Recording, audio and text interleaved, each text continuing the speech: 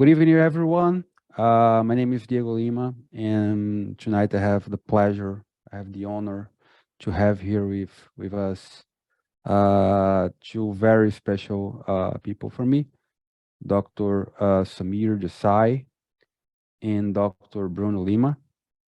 I'll let them introduce themselves, but they are, at least for me, they're role models, and I have learned a lot directly and indirectly from both of them. And I had the pleasure of meeting Dr. Desai last year and his wife, Dr. Kata. And also, I have the pleasure now of being friends with Bruno. We are not from the same family, despite the last name. We have my last name is Lima as well, despite we put here like Laurentino. But Dr. Desai, Dr. Lima, thank you so much for being here tonight. We are going to have a very interesting discussion about the USMLE and the match, and I'm eager to hear from you, to learn from you too. I'm here only to guide you too. I'll just guide from different topics, but thank you for being here. And I like you to, like we do in our podcast, to tell like the most common question or that people say on interviews, like, tell me about yourself. Yeah, so I'll start. And thank you, Diego and Bruno, for inviting me to join you here today. It's an honor and a privilege to be with both of you and our entire audience. To give you a bit of background about myself, so I'm one of the professors of medicine at the Baylor College of Medicine in Houston, Texas. And I've been there now for about 24 years. And I am what you would call an academic hospitalist. And my specialty is internal medicine. And so as one of the core faculty members at Baylor, I work very closely with our internal medicine residents and our Baylor medical students. And my passions are in teaching and mentoring. They've been passions of mine for a long time. And so I have the pleasure to be able to mentor and teach a lot of learners, and I've done that for over 2 decades. And what I try not to lose sight of is what it's like to be a student or a resident. I remember very well what it was like for me. And so I know that my students and residents today are facing some of the same challenges and sometimes new challenges. And I really enjoy helping them reach their goals and overcome those challenges. I have done a lot of research in several specific areas. My interests are in how to maximize learning during clerkships and rotations, and how to be successful in the residency match. And so I speak about these topics at different institutions across the United States. I also write extensively about these topics. I've written a series of books. One book is called Success on the Wards. Another book is called The Successful Match. These are 2 books that many U.S. medical schools have found useful in their education of their students to either help them make the most of their learning opportunities in their U.S.-based rotations, or to put themselves in a strong position for match success. And another area of interest that I have is making sure that all of our future physicians have the opportunities to reach their goals and have quality experiences. And about 5 years ago, when I realized that it was becoming harder for international medical graduates to find and secure quality US clinical experience, I wanted to do something about that. And since it was getting harder and harder to find that in US academic medical centers, I created an organization called MD2B Connect, where part of what we do is to connect international medical students and graduates with quality clinical experiences in the US under dedicated mentors and teachers. And so as part of MD2B Connect, we're in 30 different cities. We have about 175 physicians in many, many different specialties. And so I've been excited to do that over the last 5 years. And it's been a blessing to work with so many people around the world. We've had learners from over 60 countries, including many learners from Brazil. And what makes me very happy is being able to get to know all of these people and to see them succeed and to celebrate with them on match day when they say, Dr. Desai, I did it. Yeah, thank you so much, Dr. Desai, for being here today. My friend, Bruno, please Yeah, tell me a little bit about yourself. yeah. Thank you so much, Diego. First, it's such an honor, to be here with Dr. Desai and Samir. We ended up getting to know each other, for these past almost like 3 years now, since the beginning of the pandemic. A little bit about my background. I'm an MD PhD from Brazil, so I'm a international medical graduate myself, and I've pretty much learned a lot and great deal of the process of the nitty and gritty part of the process, from some of Samir's books, especially the Successful Match, and also from my mentors. Coming from Brazil, I had the chance to do a few away rotations back in 2009, at Johns Hopkins with Dr. Roy Ziegessin, cardiologist who became a longtime mentor. The Brigham Women's Hospital with a few people like Dr. Pat O'Gara, who is like a legend in cardiology, and some other cardiology attendings that helped me guide through the process of coming here to the US. After I attained my PhD in 2014, I matched at the University of Pittsburgh Medical Center. They have a program that is called IST, International Scholars Track, in which they have about 6 positions. My time, it was 5. Now they expanded to 6 positions every year. Among the 45 categorical positions that they have every year, 5 to 6, they are international medical graduates with a really strong research background. And I was really fortunate, to spend, 3 years there. And I had amazing mentors. Among, the mentors that I had, my one of my program directors who's now in Colorado, Dr. Shanta Zimmer. She's Vice Dean for Education, Colorado. Dr. Bruce Rollman, who was also kind of one of my longstanding mentors, research mentors. Among others, Dr. Samir Desai, and I can list, a great deal of them. From Pittsburgh, which was a program that really prepared myself, for my cardiology fellowship, that was extremely competitive, especially because I was under an H visa, at that time. It just is like the bacteria, the multi-resistant, bacteria, programs, they are not happy, sponsoring H visas, especially for cardiology fellowships.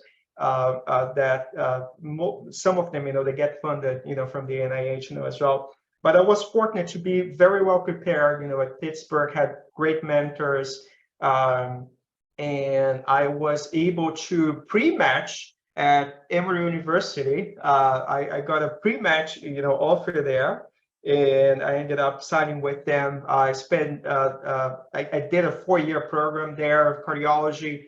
Comes, in 2 flavors. They have like 3 years of clinical cardiology and 4 years, like two clinical and 2 research. So I did that, worked under the mentorship of Dr. Viola Vaccarino, continue doing, what I did with Dr. Roy Ziegessin and what Dr. Bruce Roman, but in a more mechanistic, in a way, trying to find this connection between like the brain and the heart, how mental stress causes heart disease. And that was a big question, that followed me, throughout my years, and try to find both like, the brain mechanisms, but also like the inflammatory, connection there and so forth. So I was able to publish, more than 50 publications in well-reputed journals, including JAMA, JAMA Cardiology, Circulation, and, Annals of Internal Medicine, and so forth. And because of that, because of the research, that I did, I was fortunate enough, to be awarded with a green card, for aliens with extraordinary abilities. And finally, after those 7 years of training, I decided to spend 2 more years of training, come to the best cardiac imaging program in the country at the Brigham and Women's Hospital with the best mentors in Dr. Marcelo DiCarli, Dr. Ron Blankstein, Dr. Raymond Kwong, and learn and get level 3 training, which is like the maximum that you can achieve in cardiac imaging on echocardiography, including structural echo, cardiac CT, cardiac MRI, nuclear cardiology, and vascular, imaging, and so forth. And I was really happy here. I'm about, to finish up, by PGY 9 year and start as faculty at Vanderbilt University as an assistant professor there in August. And most importantly, throughout my path, I always try, to share, and I always try to pay. I could never pay back Dr. Desai or Dr. Roy Zirgestein or Ron Blankstein or Marcelo DiCarli or any of my mentors. So what I did was I pay it forward by passing on, some of the insights and some of the information that I got throughout my path, and helped almost 200 Brazilian and among other physicians, some other South American, physicians, some Syrian, physicians who are now, either residents. Some of them, they are successful faculty, members at some of the most well-known universities all over, the U.S. And I was able to help them, at an early stage and share with them, some of my insights that I gained from people like Dr. Desai, who's here with you. And that's it. A little bit long, but thank you. Yeah. Thank you very much, Bruno. It's a pleasure to be here. I'll just talk a little bit about my background so we can move forward. I'm Deigo Lima. I did my med school and residency in general surgery back in Brazil. I'm from Recife, Pernambuco, in the Northeast. Also did my master's there, and then I moved to the US to work as a research associate here in New York. So I did it for 2 years, and then I did my steps and applied for the match and matched here at Montefiore Medical Center in New York. Now I'm a PGY 1 resident, soon to be a consult resident. I'm waiting for that. So I was always interested in research. When I was a medical student in my last year of med school, I did my surgery clerkship back in Japan. This was 2011. And if you remember, in 2011, we had the earthquake in the Fukushima area and the power plant accident. I was there during the earthquake. Had to come back to Brazil a week later, but always wanted to come to the US, and research was always I was always interested. I don't like saying numbers, but let's say that I'm getting to my publication number 100 soon, and even as an intern, I still try to do research, something that I love. And for Brazilian students, my wife and I, we will be publishing our research book with Editora Ateneu probably in the second half of the year. But let's start our discussion. So I have some topics here so we can discuss about the USMLE and the match. But the first topic would be how to build a strong CV as an international graduate. CV is not just about scores. Step 1 is pass or fail. Step 2 CK would be the only objective kind of step that the programs have to evaluate applicants. But what do you think about, for an IMG, what is really important to have a strong CV? Absolutely, Diego. The CV is so important in the residency selection process. Now, the evidence for that comes from many different places, but two documents that I will encourage all of you to become familiar with are both available on the NRMP website. So these two documents are the NRMP Program Director Survey and Charting Outcomes in the Match.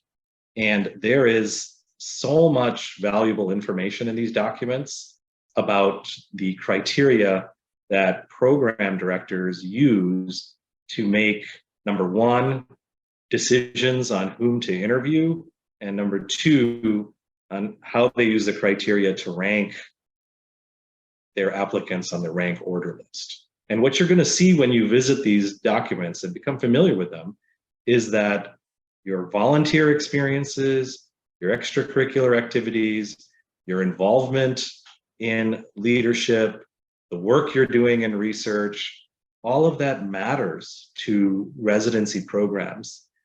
There's a belief that it's all about the USMLE, and the USMLE is important, but it's one part of the equation.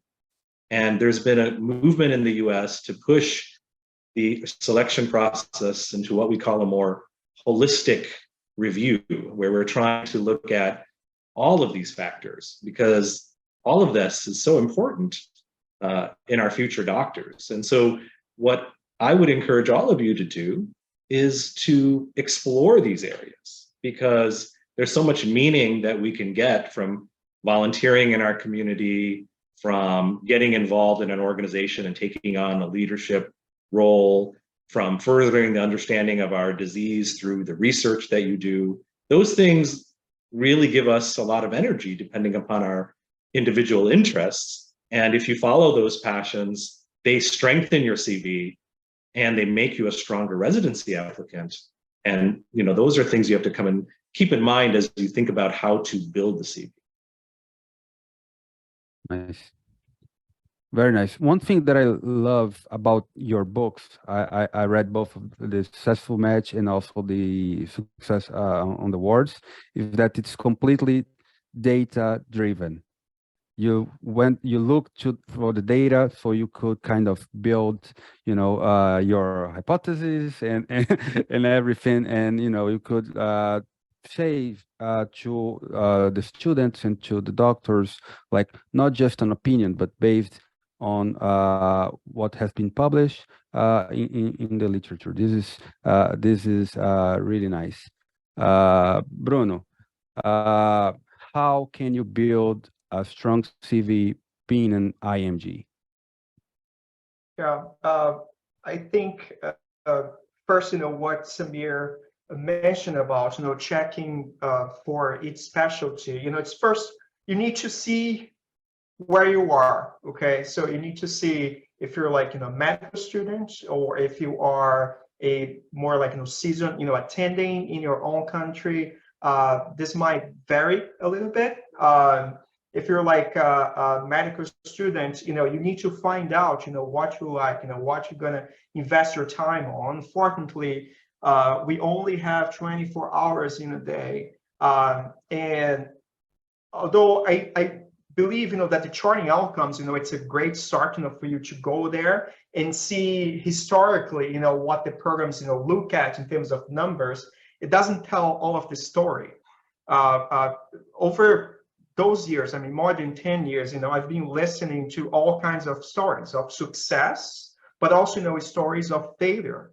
And I think that, in the cases in which people failed in achieving their dreams, it's because they either gave up, they figure out life happens, there's like different reasons. But, something in common is that they didn't find like an identity, so it's like that old saying, by Socrates, that said that an unexamined life is not worth living, right? So you need to see where you are, you need to see where you want to go, and then try to build your path. And not like every volunteer experience might be important, for you to achieve your level of, or to go to where you are. Everything might have some importance. Most of things might have beneficial implications, in terms of your personal growth, but not necessarily, this is gonna help you go from where you are, like in Brazil, South America, India, China, to a residency program in the US. So first is, after you decide, what I want to do, what I want to be, look for some role models, from people that came from your same med school. If you don't know anybody on your med school, see somebody from your own city or own country. And there are several several reports online, or people that just post online on different groups. And that was part of the thing that I did during those past 12, 13 years. I created this group called USMLE Brazil, in which a Brazilian medical student can just kind of go there and type, well, what about radiology? They type in the group, and there's a bunch of reports of people that matching radiology, and they just tell voluntarily their experience. So that's a good blueprint, so you can try to follow their same steps, and see, oh, so and also try to touch base with some of these people, and see what would be good insights, for more competitive applications like radiology or general surgery, or some of these some of these specialties that are more competitive. They require you to build up a good networking, so you can have people to put up good words, and you can maximize your of getting more interviews. But also you need to put up the work in order to have the scores, have the publications in the area that you would like to apply for, and with that try to connect the dots and create a story that will be appealing for the programs, and that will make them interested in getting you, who are at this point just a piece of paper, and invite you for an interview, so they can get to know you as a person. So that's my approach, and that's how that's kind of what I've learned, that kind of work for me and for many people that I've voluntarily advised, in those past almost 10 years. Nice. It's when you mention that you have to create the path, it's like a hero on a mission. It's like the path to your residency. It's not like your research. It's not like doing different kinds of research in different areas. You need to tell a story, your interest. So if you're interested in surgery and you like research, you're probably going to end up doing more projects on general surgery. And this tells a story to program directors and to the leadership of the programs. And one very important part of the CV and is the clinical experience. A lot of students and doctors, they come to us, they come on Instagram or other social media asking about how to get observerships, externships, clerkships, and it's a very important component of your CV. And these will end up with the letters of recommendation. And since the COVID pandemic, it's been difficult for students and doctors to get this experience. Most programs probably by now they reopen their programs for internationals, visiting physicians or students. But I like you to explain to the audience these different types of experience that are available, how an IMG can look for it, and once the IMG is there, what are the tips for this student or doctor to have success once they are there in the rotation? So with regards to US clinical experience, if you are a current international medical student then I would really encourage you to explore options to do clerkships and or electives at academic institutions in the US. So international medical students have much more opportunities than international medical graduates with that in mind. So there's an easier path to get hands-on US clinical experience for international medical students in academic institutions. So if you're currently an international medical student, this is something to explore. And some medical schools have established relationships with medical schools in the United States. Some schools are part of VSLO, which allows a more easier path to securing those types of clinical experiences in the US. So that is something really to keep in mind, because once you graduate, then it becomes very difficult to secure hands-on clinical experiences in academic institutions, like, for example, where I am at the Baylor College of Medicine. And that is what is ideal, is if you can secure a hands-on clinical experience in an academic institution.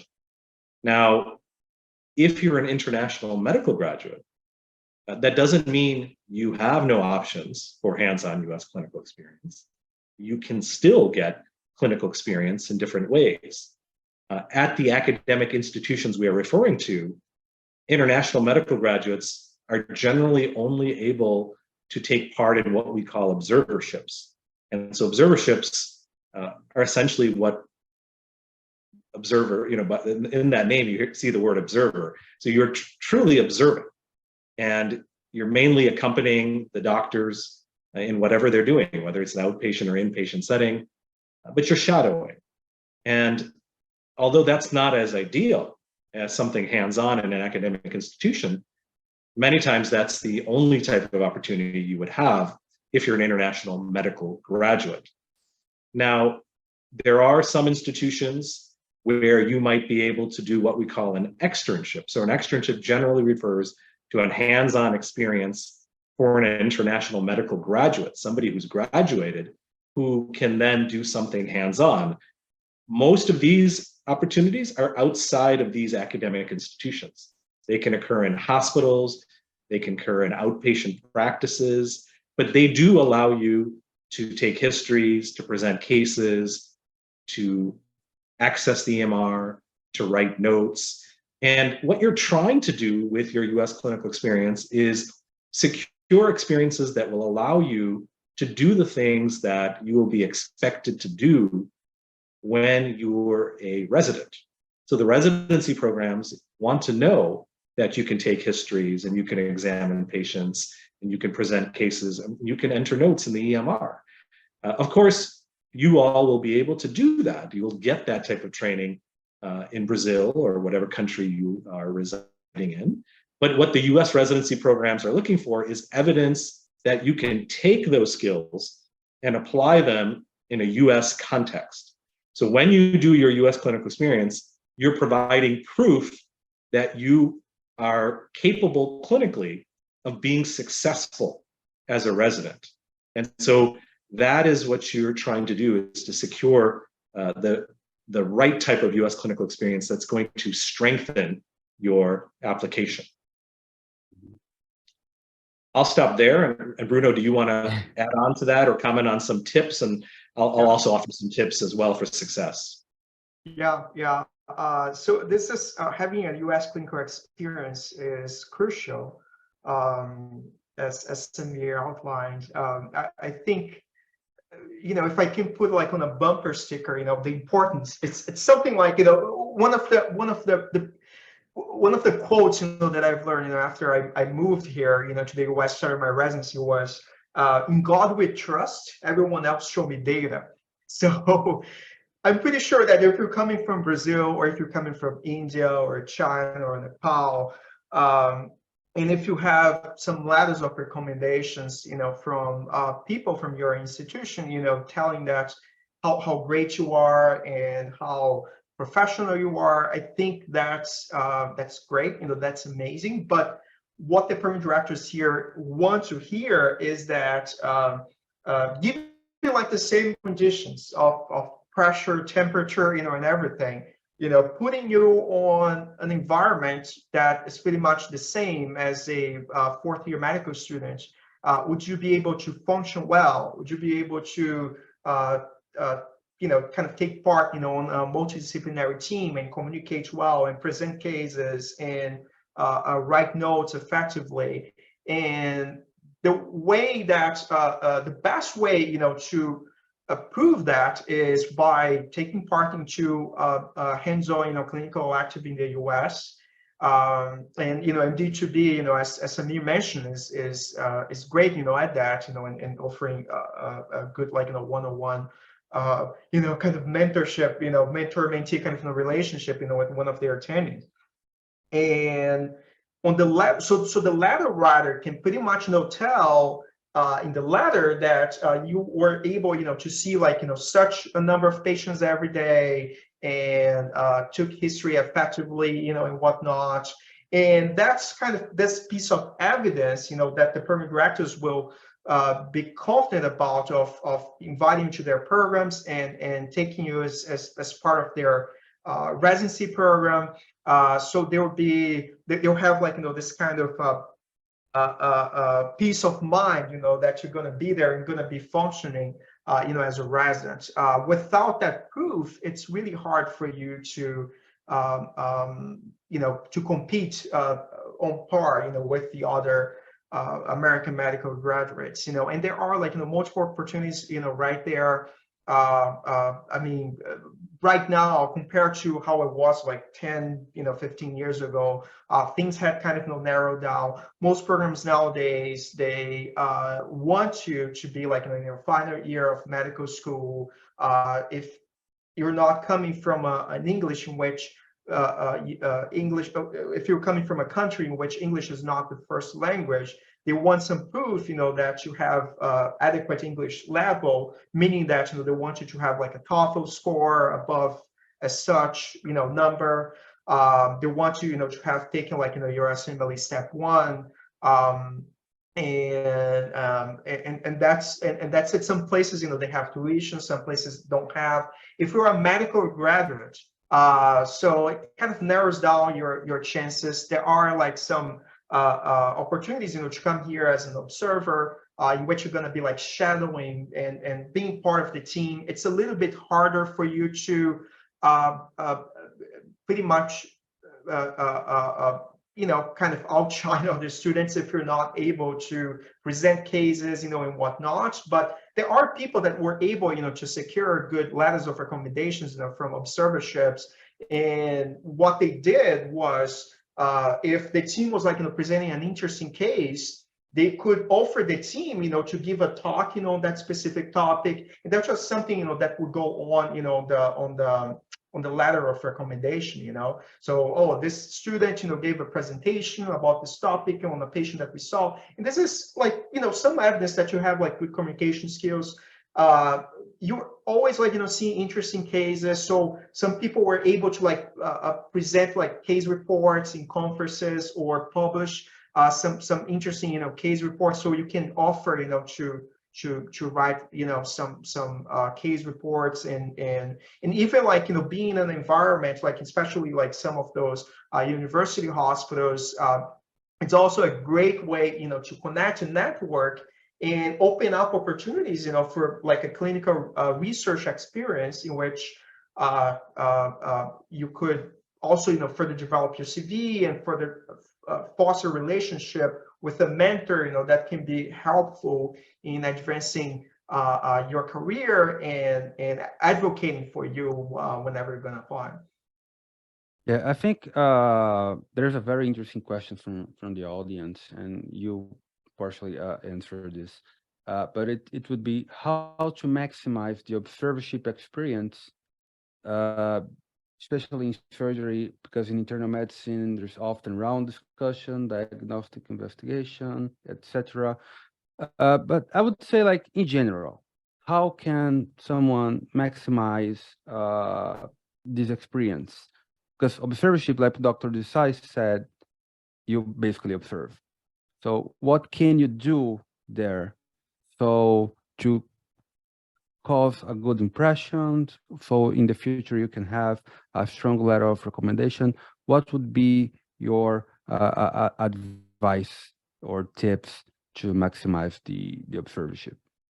That's a great question. It's such an important question that I devoted an entire podcast episode to this topic. So we have a podcast called Success in Medicine, and you can access that at different places. But if you go to our website, thesuccessfulmatch.com, and you click on podcast, you can search for observerships and you'll find that podcast episode. But to answer that question, Deigo, when you're an observer, you have to look for ways to let them see how much you have to offer. And yes, to some extent, you're restricted because you don't have the opportunity that someone who has been given permission to do hands-on work has.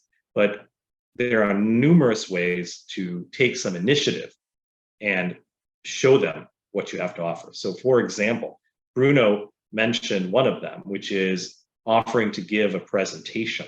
Now, some observerships may require you to give a topic presentation, or if that's not a requirement, there may be attendings within that institution that feel strongly about having their rotators and observers give a topic presentation. So that may be built in, already established within your observership. But if it's not, you should have your eyes and ears open for an opportunity to talk about something. And that happens almost on a daily basis, because if you're rounding with the team, something will come up which is interesting, or some clinical question that is unanswered or requires further investigation. And as the observer on the team, you can take the lead in researching that topic and then giving a short presentation afterwards. So that's an example of how you can take initiative related to presentations.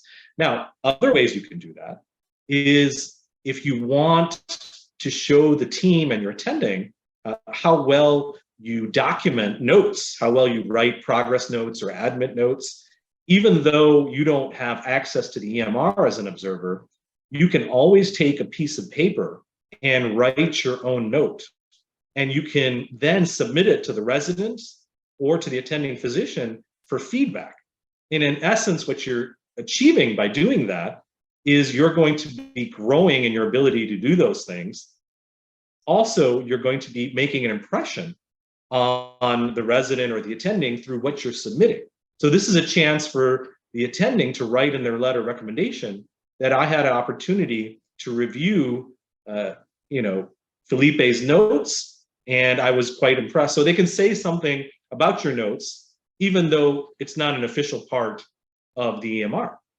So you're looking for opportunities like that, even case presentations. So let's say you accompany the resident to a patient's room and you have watched him take the history, you've watched them take do the examination, and maybe the resident has shared some of the test results with you. Well, as a surgery observer, you can take that information and take a little time to put together a case presentation, and then during attending rounds, when it's time to discuss Mr. Smith's case, instead of the resident giving the case presentation, you can jump in and do that with the resident's permission. And now you have an opportunity to showcase to the attending that you have these skills as well. So thinking about how you can integrate yourself with the permission of your team so that you can showcase these things that you've already worked on in your country, and now you can show them that you know how to do it in the US. These are great ideas. I've never saw.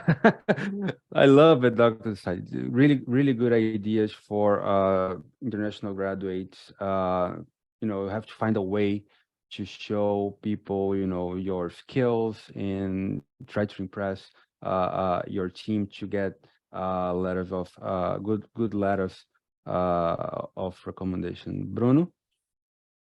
Yeah, I mean, I think these are amazing ideas, and I think what Dr. Samir is trying to say, in other words, is you need to be creative, right?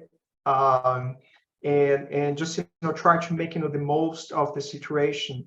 But this is, simply talking about, trying to get thinking ahead, and thinking about how your letter of recommendation would look like, and okay, so how can I have the attending, to have the evidence to comment on this or comment that. And I think that's kind of a good creative way of doing this. The challenges, and this is, for me, like, coming as an IMG, I did many months of rotations. I started with, a couple of months of observerships, and then I did some hands-on clinical experience when I was a last year medical student in Brazil. But, as an observer, just coming directly, from a different country, problem is you don't understand, the etiquette, of the team. So you tend to kind of, be a little shy and tend to just, be like muted and just kind of smile. And you don't show, you're not comfortable enough, to show your personality. That's why, this opportunity, with Dr. Desai, with MD2B, if you had the opportunity to like go to like a university rotation, like a university observership, let's say in a Cleveland Clinic or I don't know, Mayo Clinic or any of these places.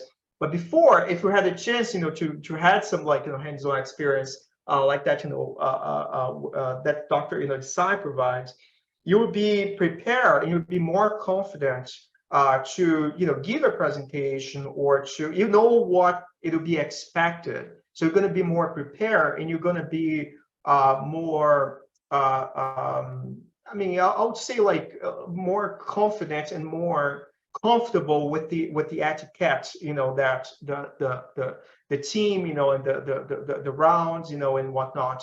And lastly, every opportunity that you have, if you're going to like, a university place or like a big, institutional place, just like being there, take advantage of all of the conferences, all of the like morning conferences, noon conferences, evening conferences.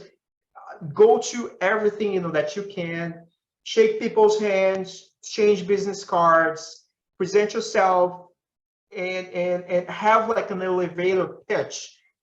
Have like this kind of 20-second way of telling about who you are and what you're doing there. And shake different like people's hands and use that opportunity of the observership, not only like on the opportunity itself, but as a bridge, for something else. Like, these people that like, work on that hospital, they sometimes, they know someone who with a similar background as yours, or, I mean, it's all about networking and all about like, presenting yourself and making sure that whatever you have, the piece of paper that represents you, your CV, you're with through like, this kind of networking, you can pretty much make that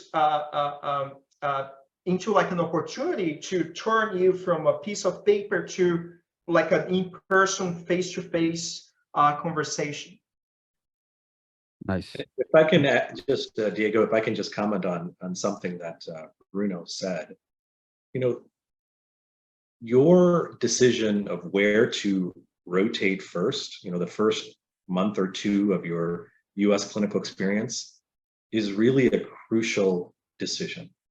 And to give you an idea of why it's so important, I want to take you back to my third year of medical school. Now, I was a US medical student. Okay, so I was born and raised here in the US, and my first two rotations were family medicine and psychiatry. And even though I'm used to the US healthcare system, and I had 2 years of medical school and the basic sciences completed, my first two rotations were a struggle. And that wasn't just me. That's every new third year US medical student has the same experience. I see it today in my Baylor medical students who are starting their first few rotations. And the reason I'm sharing that with you is it's hard for everybody. It's very hard, right, for international medical students and graduates, because the difference between me and you is that, I've grown up here, so I have an understanding of things that you haven't yet seen or you might be experiencing, right, for the first time. And so there's a adjustment period. There's a learning curve that's a bit different for everybody. But the point that I want you to take away is that you cannot expect to be at the top of your performance in your first rotation or two. And so you'd rather not set up your first rotation or two at a rigorous university type experience. Because if you only have, 3 or 4 months to give for your clinical experience, and in the first 2 months, you may not be showing your true abilities because you haven't fully adjusted yet. And so what we do at MD to Be Connect is when people come to us and they're interested in our rotations, and let's say if they're a graduate, we tell them, we think it's a good idea for you to get some university experience. It may be that you can only land an observership, but we think that's very valuable. But before you do something like that, do something that's not going to be so pressure packed. Meaning when you're in that observership and you're within a residency program, you feel that pressure to perform because it's a chance for you to get noticed, a chance for you to possibly earn an interview. And you can have a real chance to earn an interview with that type of experience, but you want to do it at a time where you're going to be more comfortable and confident in your abilities in the US.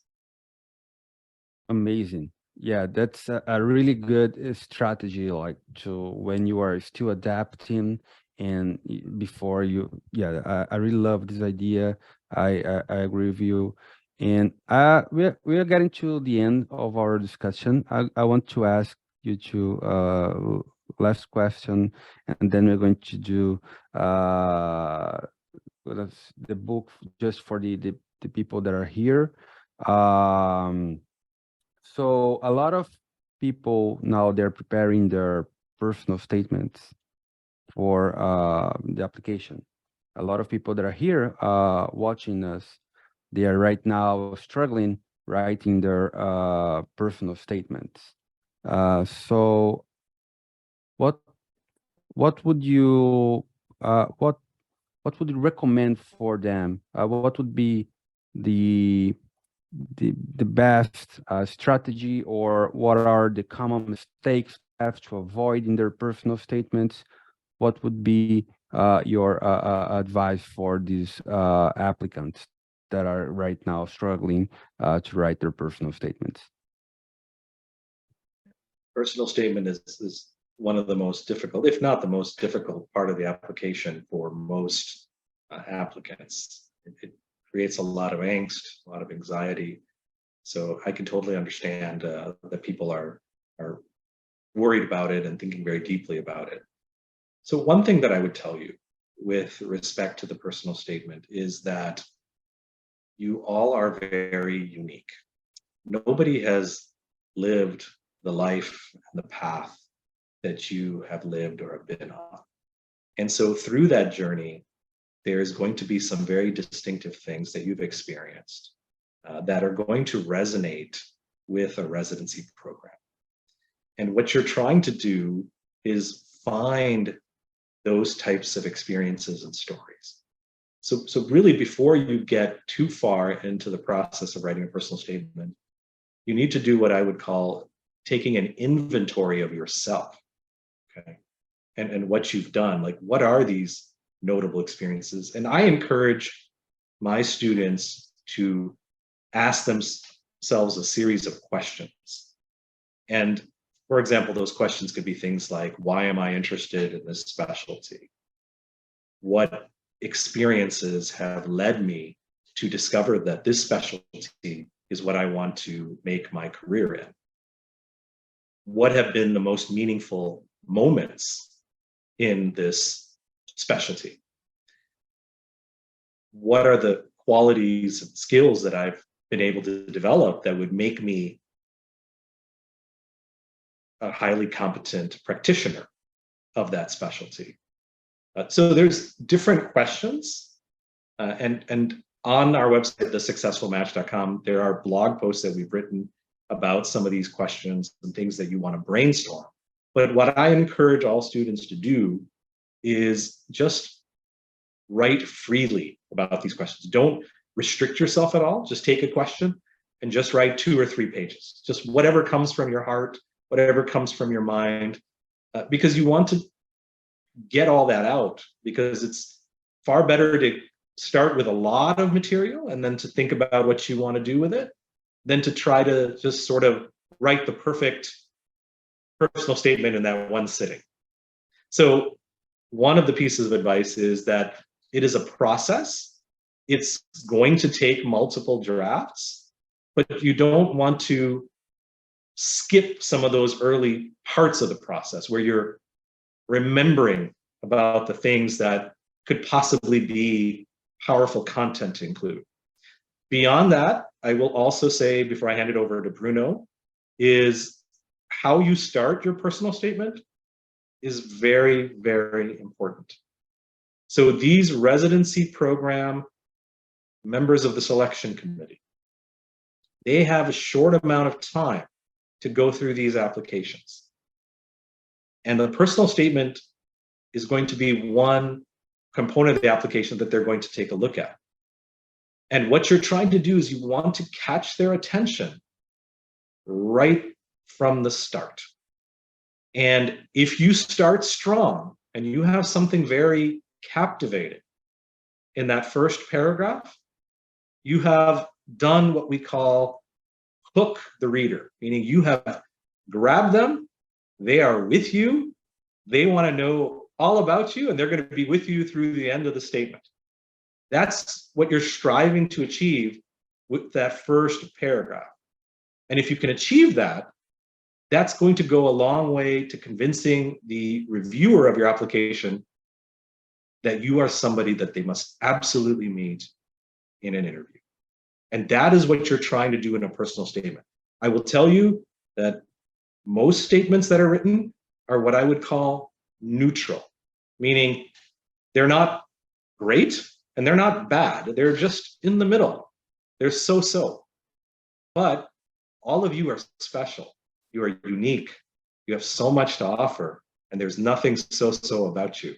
So we have to find those things that make you special and make sure we get it across in the personal statement so that it makes the interviewer say, I must meet this person. Very nice. I use the catchphrase in mine. My personal statement started with me in the OR in Japan during an earthquake. So I picked they were curious about reading till the end. But Bruno. Yeah, no, these are absolutely fantastic comments, by Samir. I think, the central comment, in terms of personal statement is, first, you need to get feedback, multiple feedback, especially, from your mentors. Take the opportunity of, coming here to the US and connect, with multiple native English speakers, multiple attendings, Residency Match students. Use them, so they can critique your personal statement. The other thing is keep it short, keep it to 1 page, because of what Samir was telling you about, in which people have very limited time and a very limited time span and attention span. So don't write more than 1 page. And this is something that, for me, came from my main, mentor, in the process, which is Dr. Residency, who is somebody who pretty much earned he earned the prize of best teacher at Johns Hopkins Medicine, for most consecutive years. It's just amazing, how great, he is. And I really recommend you all to read this paper called Rocking the Match. It's available freely over there, in which he wrote and he put his perspective. But keep it short, 1 page, get lots of feedback. And most people ask me about making their personal statement memorable. When I asked Dr. Residency about that, he told me that, well, I had a few memorable personal statements, but they're not particularly good. So memorable doesn't necessarily mean like a great personal statement, because some of the most memorable personal statements are just like terrible. So like it's okay, you know, to have like a clean, professional kind of personal statement, but what Deigo said and what Samir said, you know, about, you know, starting big, you know, starting with something that would catch the attention of the reader, you know, it's really important. The other thing is that, you know, things need to be connected. The first paragraph needs to be connected to the second and third, you know, and so forth. Also, don't keep just, you know, throwing up your CV over there. Your CV is your CV. Your personal statement, you know, you can put some elements in explore, you know, some elements, you know, over there. But I would avoid just like recounting your CV over there. It's not the place for that, but it's a place for you to stand out and be something more than a piece of paper. Remember that, right? So your personality needs to show up there.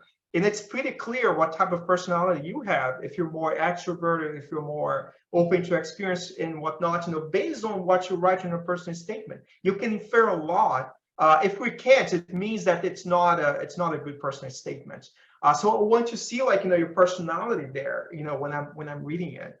And also you're gonna tell a story, you know. So you know, Star Wars and Harry Potter, you know, all of those billion-dollar franchises, you know, what all they have in common is the hero's journey that Deigo was mentioning before. So, you know, you start up at a place, you know, you go through like some struggles, you know, and you get to like an end, a resolution, in which, you know, the end is like, well, that's why, you know, once you become a resident, you know, I went through like, you know, this kind of struggle here, and then, you know, this is, you know, what I did, you know, in the meantime, during med school, and this is how I learned, you know, why I want to do like medicine, why I want to do surgery, or why I want to do this or that, and try to answer those questions. This is how I, you know, get to came across like the idea of going to the US, of leaving my comfort zone and kind of, you know, going there. So use like, you know, this kind of hero's journey, you know, structure. And again, lots of critique, you know, that. And lastly, there's one last thing, you know, that I was about to say, you know, about the personal statement. Oh yeah, so that's the Chekhov's gun. I love the Chekhov's gun. So that thing about keeping things connected, you know, it's really common for people to send me personal statements, and, you know, they start in the first paragraph, they talk about like, you know, their grandma that was sick, you know, something like that. And then there's nothing like, you know, connected, you know, there's nothing, they never bring up, you know, like the sick grandma again. I was like, what happened, you know, to that sick grandma? So Chekhov, Anton Chekhov, one of the greatest, you know, Russian authors, you know, he had this principle of the Chekhov's gun. So if he starts talking about like, you know, a room that has a gun in the first chapter, it means that like, you know, by the third chapter, somebody will get this gun and shoot someone, you know. So anything that you put in needs to be part of a context, you know. You cannot just like, you know, throw things in the air. It's fine in the beginning whenever you're starting to write, but that's why, you know, it's important for you to get lots of critique and implement, you know, like those changes, so everything is connected, everything is concise, and you kind of come across as like a sane, you know, reasonable person, and you know, that part of your personality needs to be there. That's pretty much it. Very nice, very nice. I think now it's time for us to do our raffle, and then we go to our final considerations. Fabricio, are you there? Here I am, sir. Very good, very good. Thank you, gentlemen. So we're gonna do a raffle here. Very expected one. Thank you all for being with us now. And to be fair with you that are participating, we have a criteria here. So despite the fact that we had over 200 subscriptions, we're going to raffle only between the participants here. So we are now in 62. The dynamic of it happens in sometimes in a funny way, because we do the raffle and and pops up some names from people that are not here. So we go for the next one and the next one and the next one until we get someone who's participating right now. Good. Yeah, so please, if you are here, if we say your name, just let us know that you are here. Yeah, Diego, the mics are blocked. So I may ask you a favor, and to Bruno as well. If you could scroll in the chat and find the person, would be very helpful. The person can kind of just type in the chat and say. Sounds good as well. Good plan. So everybody, hope you can see my screen. Can you see it? Yes. Very good. I swear all of your names are here. I won't read each of them. Over 200 names. Here we go. Hopefully we get the first one. Boom. Deborah Moreira, are you with us? Oh, She's here. All right. She's here. Yeah, she's here. That's not common. Bullseye. Ah, there she is. Yoo-hoo. We saw her here. So very good, very effective.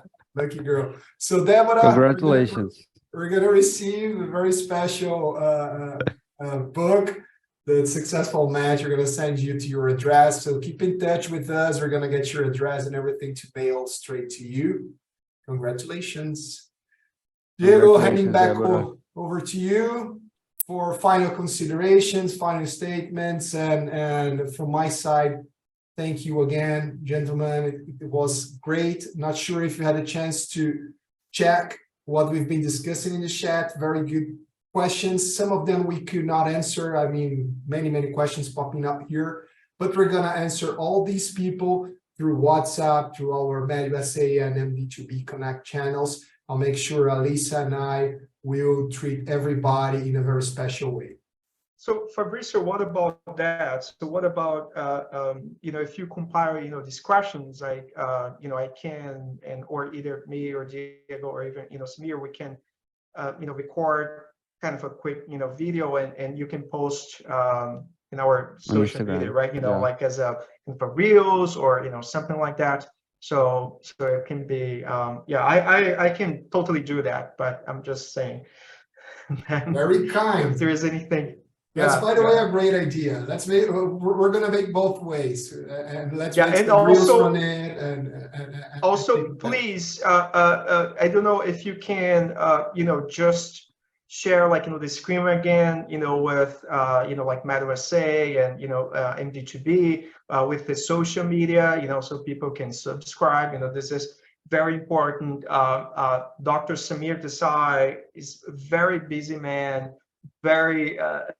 He's very kind, to donate, his time, to kind of be here with us. And what we ask you, to do is, just to follow us and share this, with your friends, with your like WhatsApp groups, with your, within like your university or within your interest groups. And MD2B is just like an amazing a company that I pretty much, was life-saving during the pandemic. It was pretty much one of the very few opportunities that were still open during the pandemic, for international medical graduates. And that's how I came to get to know Samir. And I thank you so much, for him, to be here today. Yeah, no, thank you, Bruno. Thank you, Diego, Fabrizio.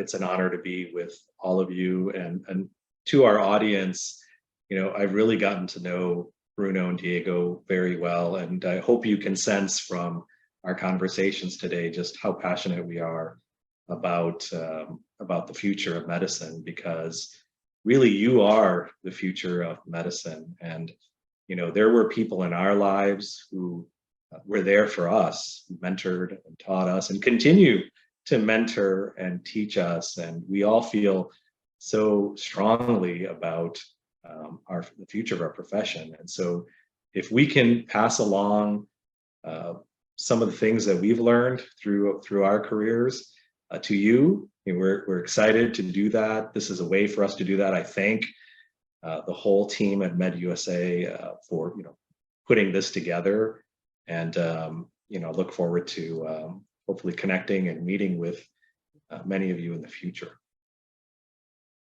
Thank you, Dr. Desai.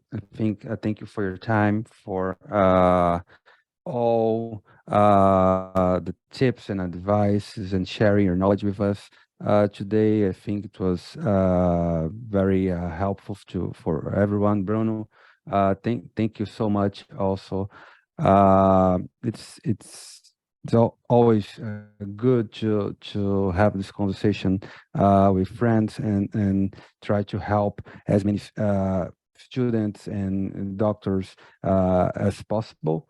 And thank you for the audience. Thank you for everyone that joined us tonight. Like we said, we're going to try to answer all your questions on our social media.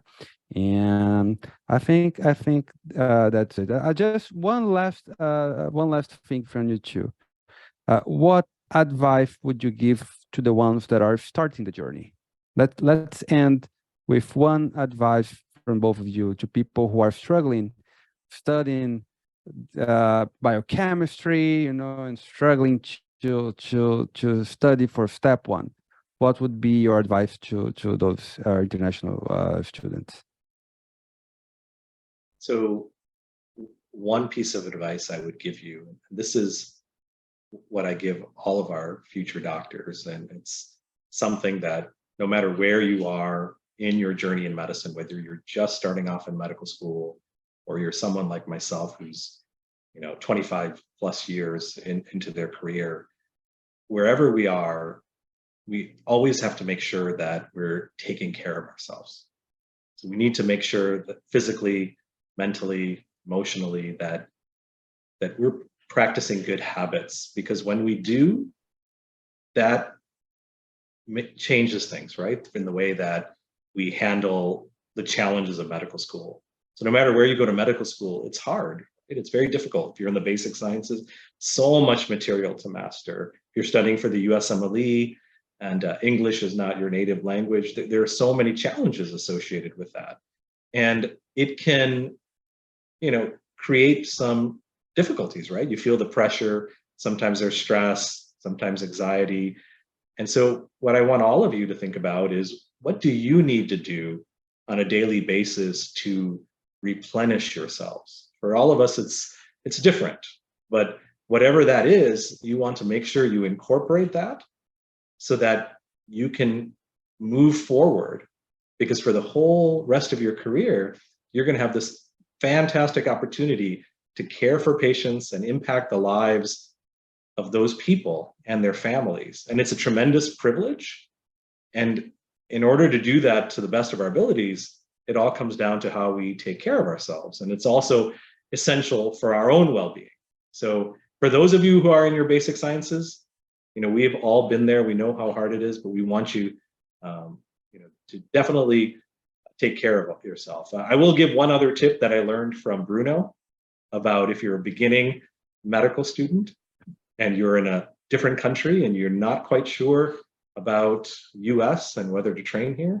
Bruno shared some very sage advice with me on one of our meetings, and he said that it's so important for people to try out the US.